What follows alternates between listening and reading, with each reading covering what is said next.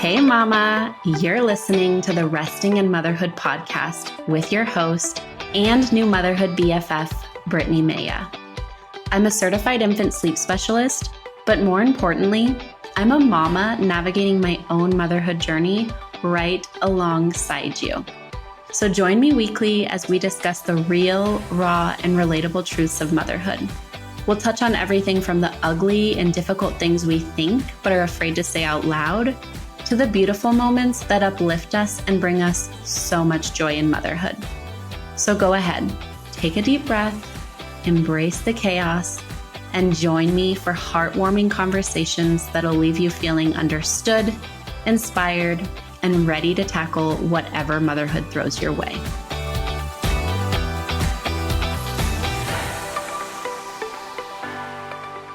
Welcome back to the Resting in Motherhood podcast.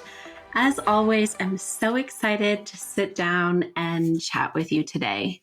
It is another beautiful spring day, and I don't know about you, and I'm sorry for all of my friends in the Southern Hemisphere who are entering fall right now. This only pertains to us in the Northern Hemisphere who are entering into spring, but I don't know about you, but I just truly feel myself come back to life after winter. And it's so funny because every year I forget how hard winter is. And so then I start thinking like, oh my gosh, like something's wrong with me. Like I'm just not happy. I'm impatient.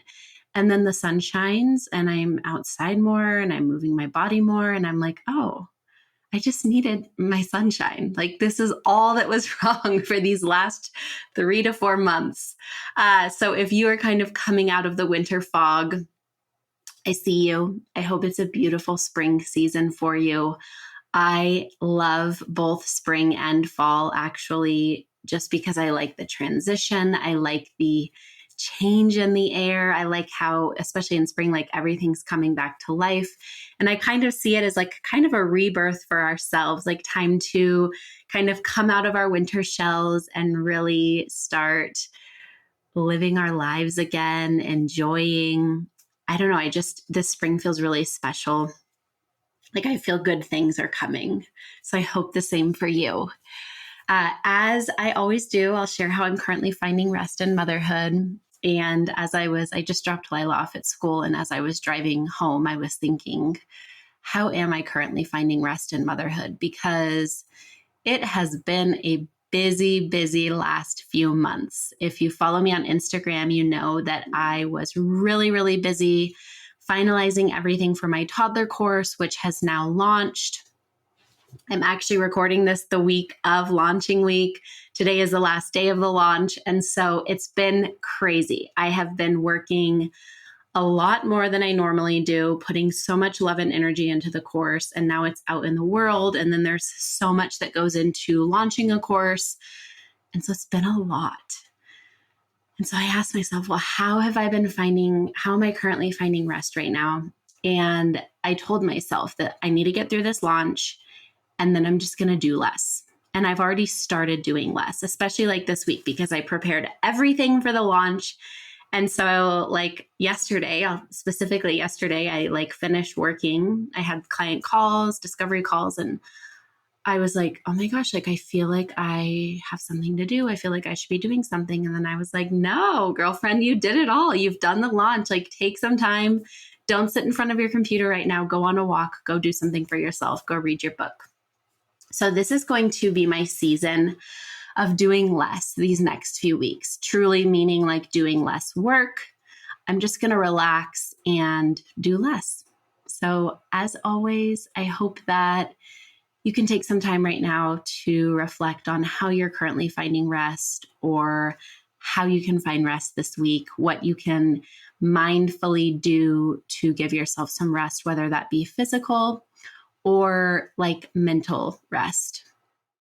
I'm really excited to chat today about something that's been weighing heavily on me just in these last few months. And I talked about this, I think I talked about it in last week's episode, but I have been finding the mental load of motherhood to be a lot. Now, granted, I am a solo mom too, so I feel like the mental load is even greater in some aspects. It's funny because if I think about when I was married, there was another mental load of like keeping my marriage afloat, right? So now I don't have that piece of it, but there's a lot, especially since I'm full-time, meaning that she's sleeping at my house every single night, going with him 2 days a week, but then coming home for bedtime. Like there's a lot of mental load there.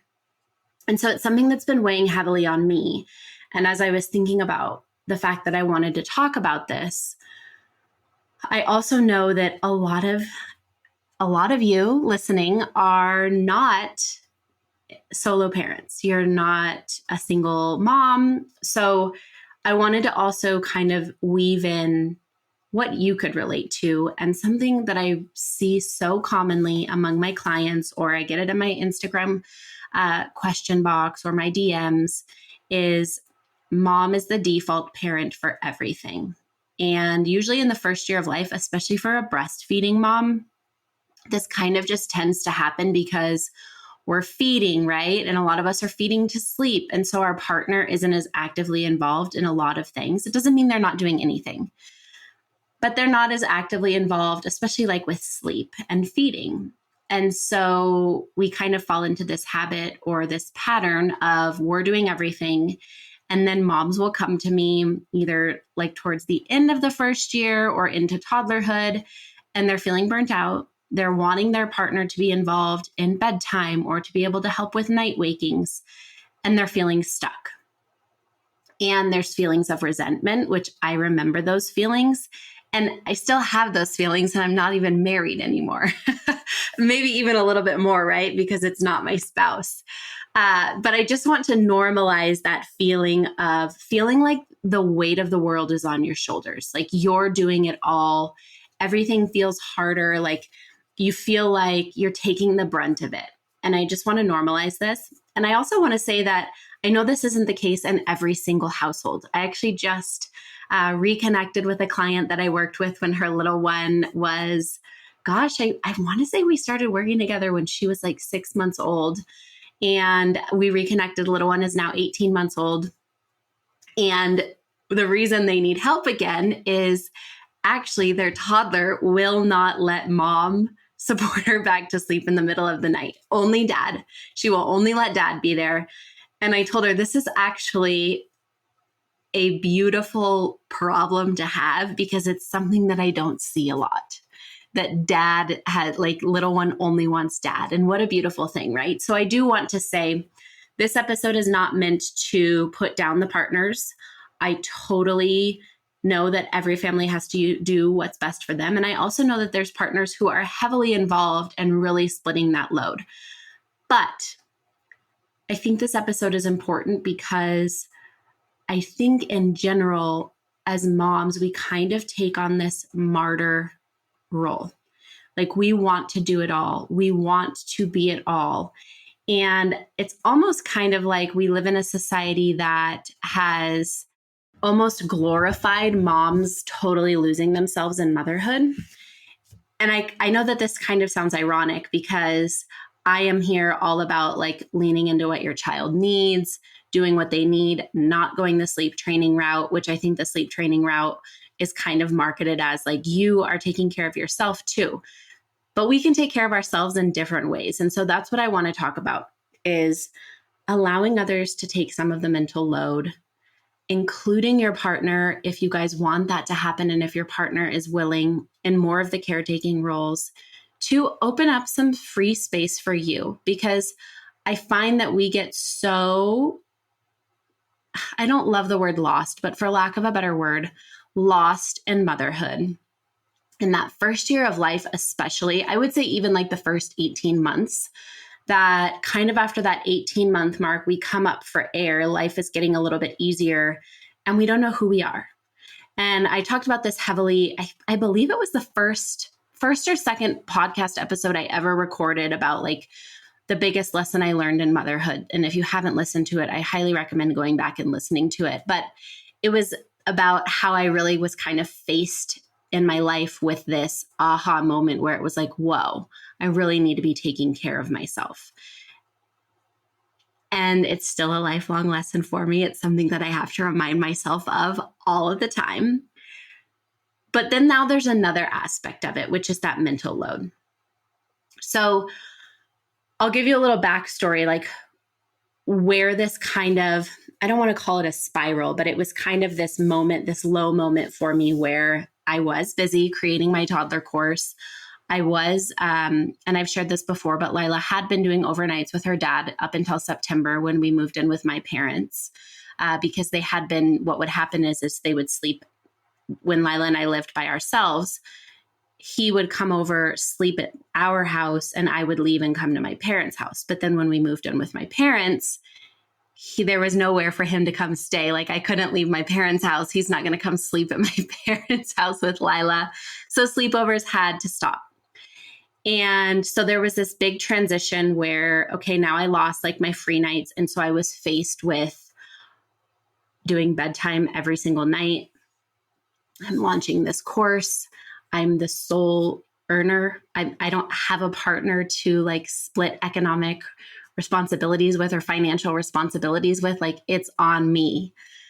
And so I started feeling this load. And then, and I shared this last week, I think, but Lila, I noticed that she had like a dark spot between her teeth. So then I was like, oh my gosh, I think she has cavities. And so that just the mental load of, now I have to get this appointment scheduled, and who's going to take her, and how am I going to fit that into the week?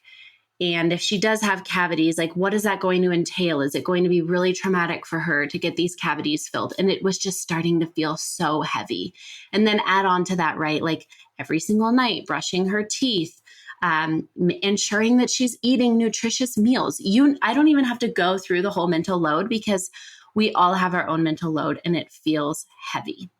And I got to this really dark, angry place. And I was so angry with my ex because I felt like, here you are, you get to come in twice a week and be like the super fun parent, go take her to do fun things. And then you get to drop her off. And then it's back on me to like do the bedtime routine. And then I get her fed breakfast in the morning. And then you get to show up and be like the happy, fun parent. And so I was feeling so angry and burnt out and overwhelmed by like, I felt like there was too much on my shoulders. And I don't know where this aha moment came from, but I was focusing on like, okay, I need to get this appointment scheduled. And then like this aha moment came where it was like, ask her dad. Just tell him she needs to go to the dentist. This is where we need to take her. I need you to like spearhead this. And so I asked him, and it has been fine. And I know I shared this last week if you listened, but it was fine. She still has 2 more appointments to fill the cavities. It was a lot, that's another piece of the mental load, right? Like teeth brushing was all on me. So only I can take responsibility. And it's not like I didn't brush her teeth.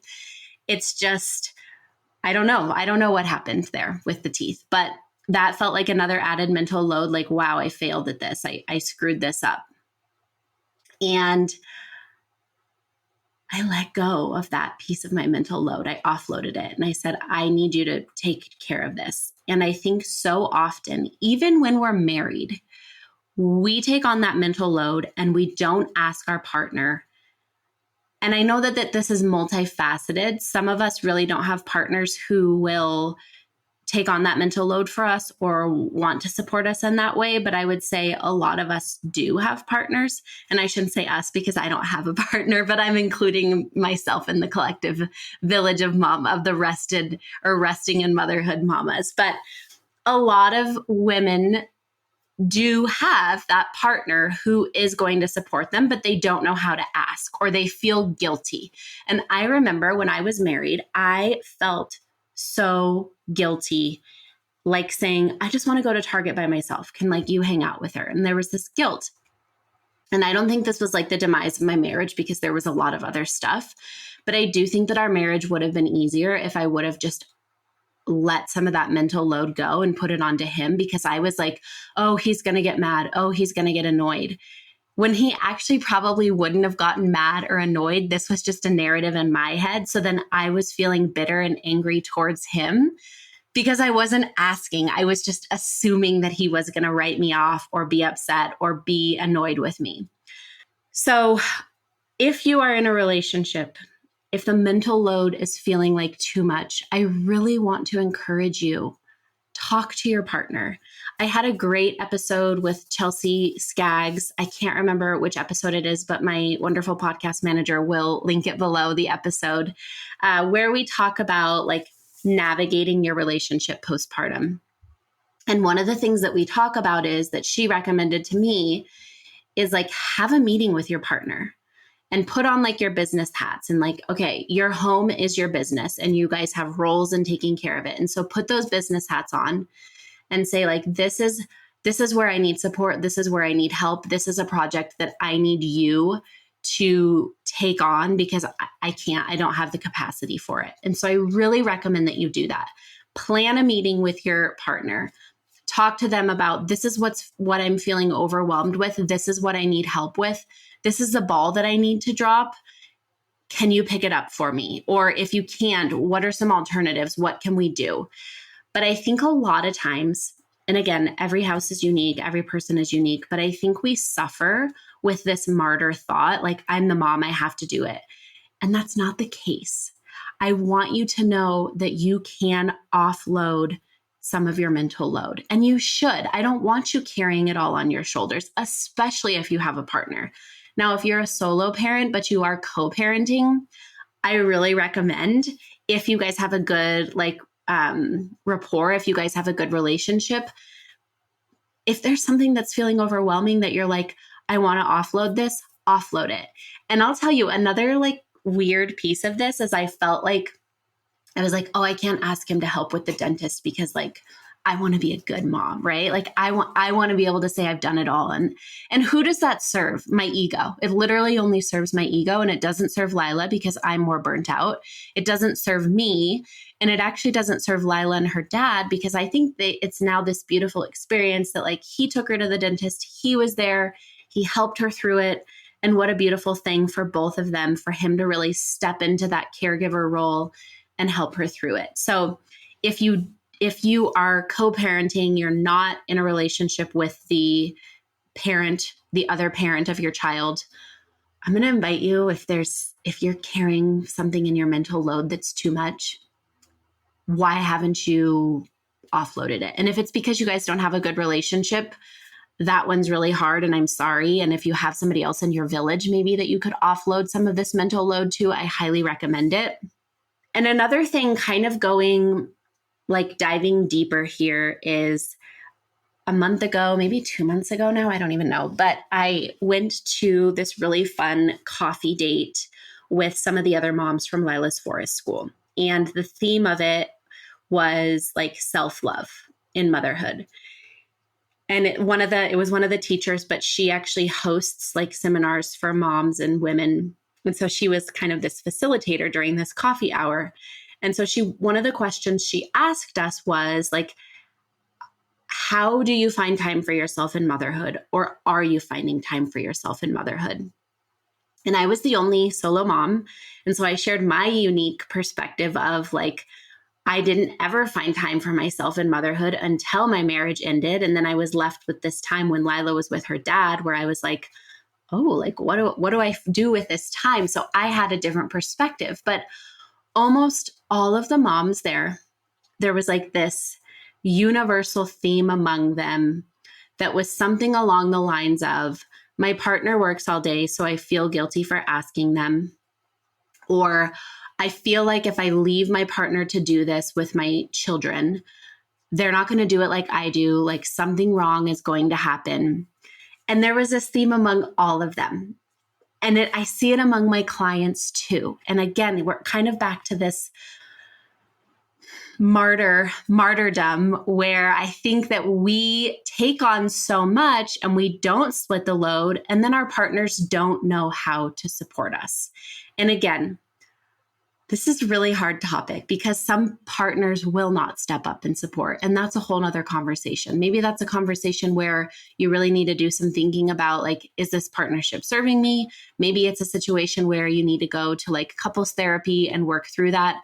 But like I said, a lot of times there is a partner willing and they want to step in, but we're not letting them. And we feel afraid to let go of that control. And I think a lot of that stems from that first year when we feel like we need to do it all. We feel like we know best. And so many times that's what I see. Like if I have a family come to me within the first year of life and they're like, I want my partner to be able to support my little one to sleep. And then I'll ask, okay, well, like, what do they do? And so then they'll tell me, well, I have them do exactly what I do, except for if it's like a nursing mom, obviously the partner can't nurse. So that's one piece there is they're already trying to control it. So they want their partner to step in, but they want their partner to do it exactly the same way that they do it. And that just isn't the case, especially if this is a heterosexual relationship and your partner is a male. Males are just different. Like they do things differently than we do as moms. And so we can't expect them to bond with or connect with our children in the same way that we do. We really want them to find their own way.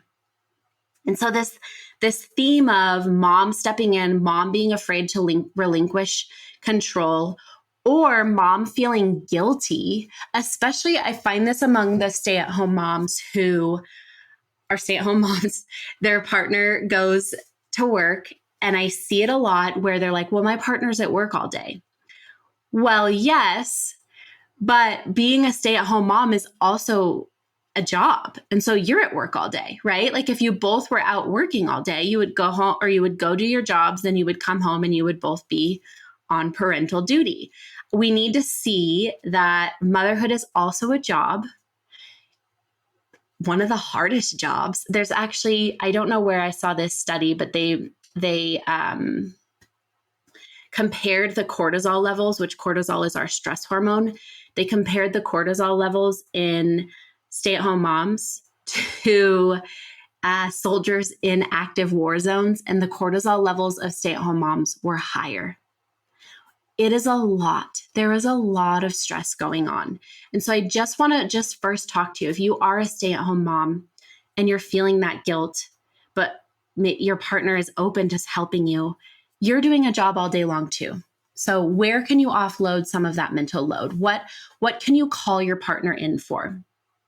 Another thing that I have noticed again amongst clients, amongst moms that I've talked to is oftentimes, especially again for breastfeeding families, partner will or other parent will kind of fall into this fun role, this playmate role instead of a caretaker role, especially again for stay-at-home mom families where mom is home, or even if mom's working from home.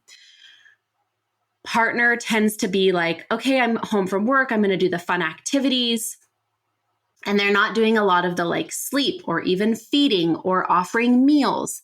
So if you're wanting to include your partner, the first thing I want you to ask yourself is your partner currently in a playmate role or are they in a caretaker role? If they're not really doing any caretaking roles, that's where you want to start if you want to start including them in sleep. First, your little one needs to know, oh, my other parent is just as capable of taking care of me as mom. Because right now, if let's say your partner is with your little one and then they start crying for you and you drop everything that you're doing right now and you go take them from your partner, first, I'm sure your first thought is, wow, like why can't they even take care of them? Or why am I the default parent? So that's already weighing on your mental load. But the other thing that happens is your little one sees this play out. I was with my other parent. I wanted mom. I cried out. Mom dropped everything and came, and we've kind of sent this message that the other parent doesn't have this, doesn't got it, right? Like they aren't capable of doing what you can do. So the more that you can step back, especially if your partner is willing, the more that you can step back and allow your partner to shine and show your little one, hey, I'm not mom, but I can take care of you just as well. That is a beautiful and powerful moment for both of them. It builds your partner up And it also shows your child like, oh, okay, my other parent can take care of me. They do got this. So ask yourself, there's like a few questions I want you to ask yourself. Is there anything in your mental load that's feeling too much? Can you offload something? Can you, if you have a partner, can you guys sit down and have a business meeting about running the house and see like, and maybe they have other stuff that they want to talk to you about, or maybe they want to be more involved, but they just don't, they feel like maybe they've been shut down. So this could be a beautiful invitation to have a conversation with them and also let some of your mental load off, or lighten your mental load, I should say. The other thing I want you to ask yourself is, if you want your partner to be more involved in sleep routines or in nighttime wakings or a nap, whatever the case may be, are they currently in a caretaker role or are they in a playmate role? And how can you shift them to a caretaker role? What responsibilities or tasks can they take on with your little one? Maybe it's as simple as them taking over bath time. Maybe it's as simple as them starting to do like the pre-bedtime routine of PJs. If your little one's still wearing a diaper, if brushing teeth, going potty if they're out of diapers. Maybe it's even like getting into the room and getting situated and reading a book with them, and then you coming in. Where can you phase yourself out and let your partner step in? And also remember that your partner is going to do things differently than you, and that is okay. You don't want them to be a replica of you. You want them to have their own unique relationship with your little one. So they will establish different routines, different little rituals with your little one. And that's a beautiful thing. They don't have to do it the same as you. One thing I'll say is, I'm talking about this from a place of, I lived it, right? Like I'm not married now, but I was, and there are so many things that I would go back and I would split that load. Just like I talked about, I had so much animosity and anger of like, I'm doing it all. But when I look back and I reflect, I wasn't asking for the help. I wasn't seeking the support.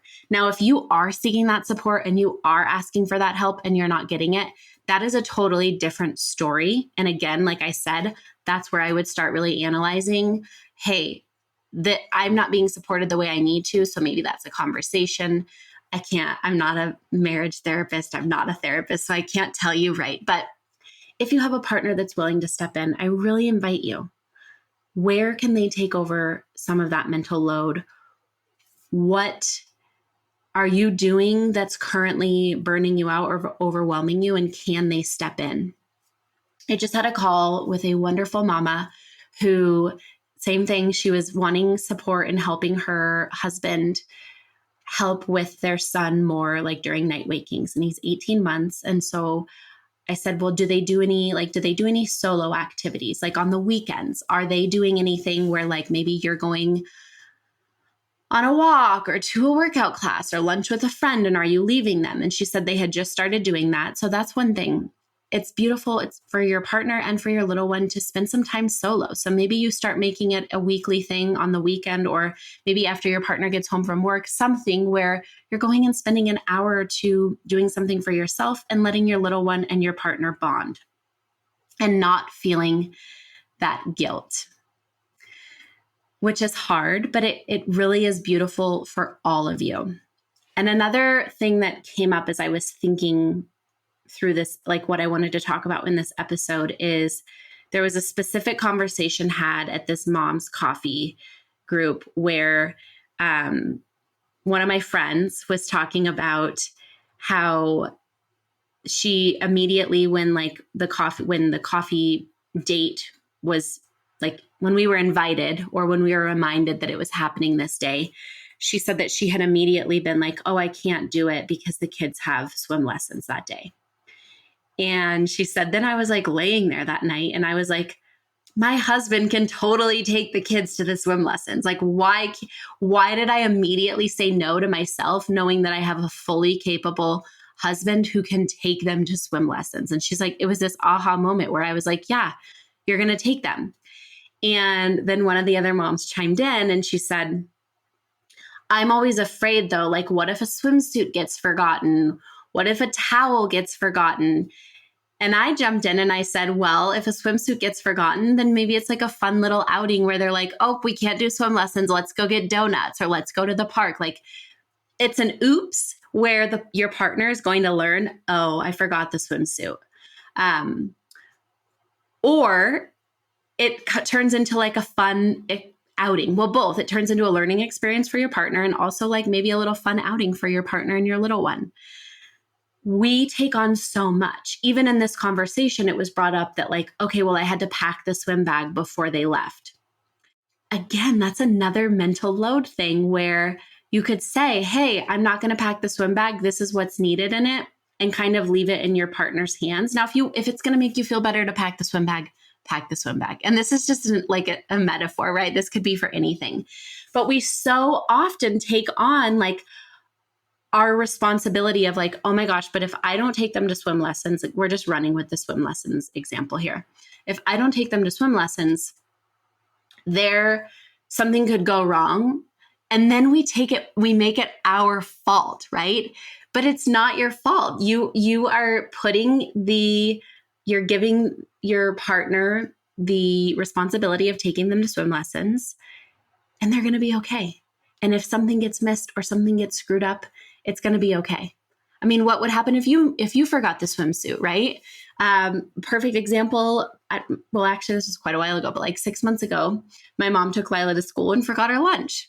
So she had to come home and then take it back to her. If a partner did that, it's kind of like, oops, okay. Like we all are making mistakes and we're all learning, but our partners aren't going to learn if we're not giving them the opportunity. So this is kind of like a hard truth or a hard maybe thing to like look back at yourself in the mirror and say like, am I allowing my partner? Am I inviting them in to help me with this mental load? Are there tasks or responsibilities that I could be offloading to them? Could I be giving my partner and my little one time to bond without me there, which will also help me fill my cup and find more rest for myself? So these are all things that I want you to think about. And I cannot reiterate enough, if you are in a relationship where you've asked for this help and it's not being given, I see you. That is incredibly difficult. I'm sending you lots of love. But if you haven't asked or you haven't had a conversation about what you're needing help with, what's feeling overwhelming, schedule it on your calendar this week with your partner. Set a date, set a time, and use it like a business meeting, right? Like that is one thing I've learned as a mom and a business owner. If I don't have something scheduled off in my calendar, like a workout or whatever, I'll find a way to get out of it. But if I have it on my calendar as a to-do list or as an item on my to-do list or on my calendar, it's going to get done. So prioritize yourself, prioritize your mental health, prioritize your little one, right? Because if you're feeling burnt out, you're not going to be able to show up the best that you can for your little one. Prioritize your relationship, because if you're suffering, but you're not communicating it, your relationship is suffering because you are going to start having that animosity and anger. And maybe it's over something that you don't even need to have the animosity and anger over, because your partner will be like, oh yeah, like I would love to do that. Also understand that if your partner really hasn't been involved in sleep or they haven't really been involved in the caretaker role, it's going to be a learning experience for both them and for your little one. Your little one's going to be upset, and it's okay for them to be upset as long as your partner is there and comforting them, supporting their emotions, validating them. I know you want mom. I know this is hard. I'm here for you. I'm a safe space. We want our partner to be there to validate, support their emotions, help them regulate, because again, this builds their relationship. So hopefully this wasn't too jarring of an episode or like oh gosh, like a big mirror pointed at your face. But I think it is something that we can all think about because, as I said, and this isn't a bad thing, I'm guilty of it too. We can often fall into this martyr role where we're like, I have to do everything. In order to be the best mom, I have to be doing everything and I have to handle it all myself. And it's just not true. Motherhood truly was meant to be done in a village. I've shared this on like 2 or 3 other podcast episodes, but it's something that I recently learned that I like is eye-opening and amazing to me. In the like old villages, the ratio of women to children was 10 women to 1 child. meaning that a mom had 9 other women there supporting her. Okay, so you're not meant to do it all. You probably don't have a village. I am in a very fortunate position where I live with my parents, so I do have a little bit of a built-in village, but most of us don't. But your partner is in your village, and you can utilize them. And I don't want that to sound like we're using our partners, but like utilize them as a part of your village, and they should be utilizing you too. I want you guys to be a team. So this kind of turned into like couples counseling or a little bit of a counseling session, but it's something that I really didn't start learning until my marriage was over, and really kind of hindsight is 2020, right? Like there's so many things that and I've said this already in this episode, but there's so many things that I would go back and change and put on his plate instead of keeping it on my plate and suffering, because I know, especially now, I'm kind of forced to have these conversations. And he's always like, oh yeah, sure. Right. Like there's never been any time I've asked for that support or for him to take something on. It's never been a fight. It's always been like, oh, of course. Yeah. Actually a good example of suffering in silence, which actually turned out in a beautiful way. And this is actually a great way to wrap up, because I was talking about how Lila spends all night, every single night with me. That's something that's been weighing heavily on me too, is that I'm feeling like I need somewhat of a break. Like it's just all been feeling too much, even with offloading some of the mental load. And so I've been, my sister and my mom have been telling me, like, you really need to talk to him and tell him, I need you to do one sleepover a week. Like, I just need that, because how I'm feeling is, like I said, we wake up, I get her breakfast, he comes, he gets her. Then I work like a full work day. And then I have like 3 hours before she comes home. So I have like 3 hours to fit in time for myself after I've run a business all day. And so it's like I get a walk in, and then maybe I get to eat dinner, and maybe I get to watch like a 30-minute episode of something or read a few chapters of my book. And then she's there, and then I'm back on, and I have to do bedtime. And I know that like for other parents, especially parents who are in relationships, you're like, yeah, I don't get a night off, which I totally valid. But there's something about just like not having any reprieve, right? Like when she's with her dad, I'm working. So I've been feeling this weight. And so my mom and my sister have been like, you really just need to tell him, I need you to start doing overnights. And I don't know why, probably my martyr. And I do know why. That was part of it. Like, I was like, well, I'm doing it all, right? Like I'm going to be able to say I did all the overnights. I did every single night. And then I'm like, that's so stupid. Like that's not serving her, and it's not serving me. So I was like working up the nerve, which again, I don't know why I was nervous, but I was working up the nerve to talk to him, like waiting for this perfect moment. And then he brought her home last week, and he was like, hey, I wanted to talk to you. I think she's ready to start staying the night at my house. And if you listened to my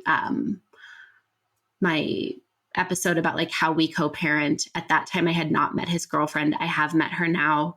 I feel much more comfortable with this happening. And I knew Lila was ready too, because when he would drop her off Tuesday nights, she would say like, I want to be with daddy. I want to stay with daddy. I miss daddy. And so it was a sign to me, like her time with him is too short. She wants more time with him.